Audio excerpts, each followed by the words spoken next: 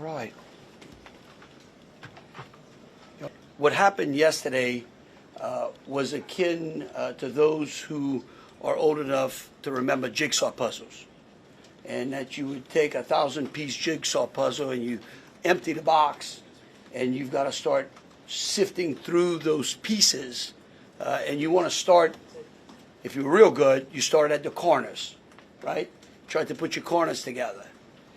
And from yesterday to today, over 1,000 law enforcement agents and officers, men and women, have been poring over countless amounts of data, of videos, of surveillances, interviews, tracking down every possible lead that came to us. And what's going on in this city and this state is twofold.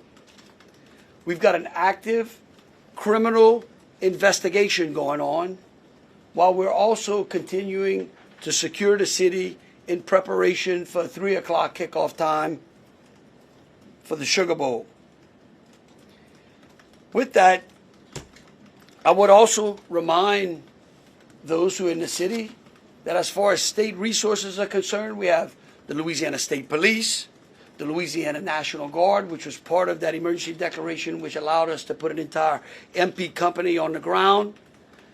Those become force multipliers, is what we call that in law enforcement and the military. That helps to add to the resources that we have. First and foremost, let me be very clear about this point. This was an act of terrorism. It was premeditated and an evil act.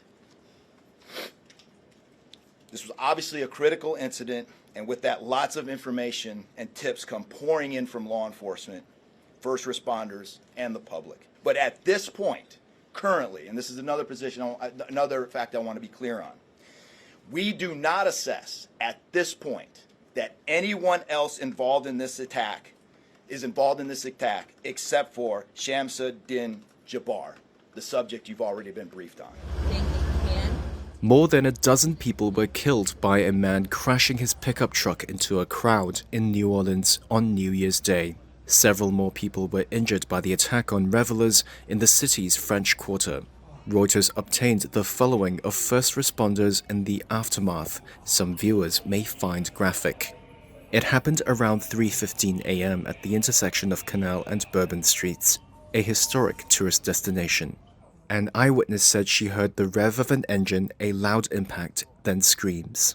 And debris, just metal, the sound of crunching metal and bodies.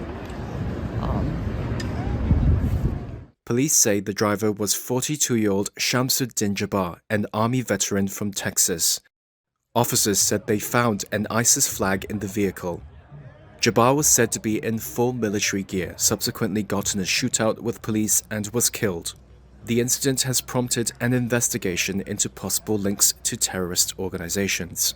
Investigators say they found weapons and potential explosives in the suspect's vehicle. They also say he may not have acted alone. A search is ongoing for his known associates.